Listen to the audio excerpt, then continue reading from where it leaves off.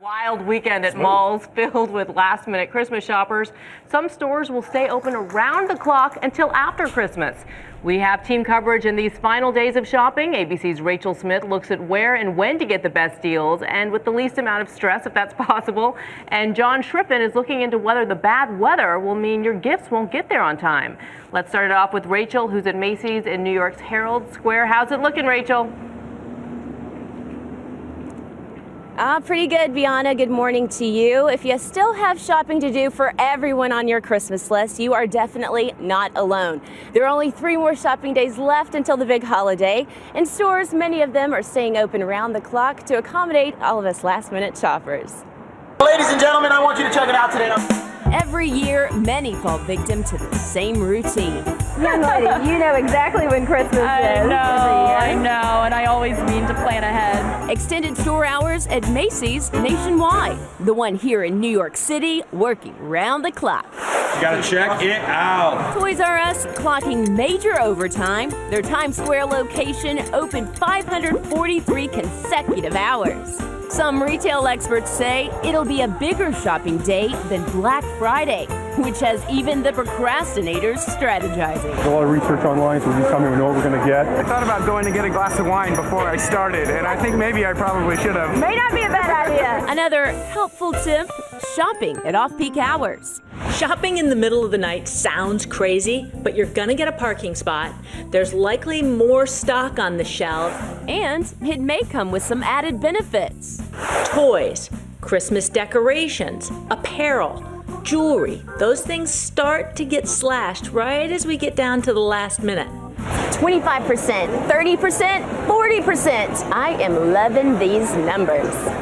Don't be fooled. The sales will be better after Christmas, so if you're shopping for yourself, hold off. Just wait. But if you're shopping for this little one, Merry Christmas! Expect to wait in line like everybody else. A couple of final inside tips for you. A rep from Macy's told me the best time to shop during their extended hours is between 3 and 5 a.m.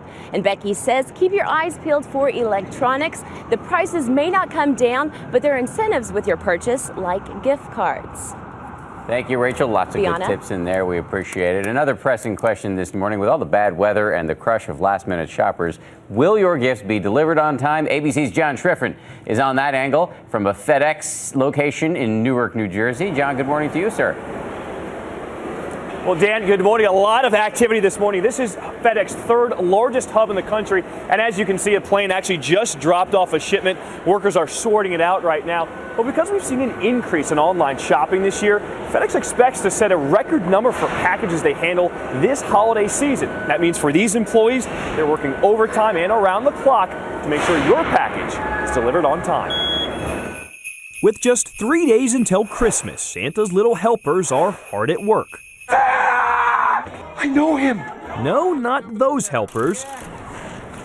These helpers. Delivery companies like UPS and FedEx are scrambling to get packages out of their trucks and under your tree, delivering more than 500 packages per second on their peak day alone.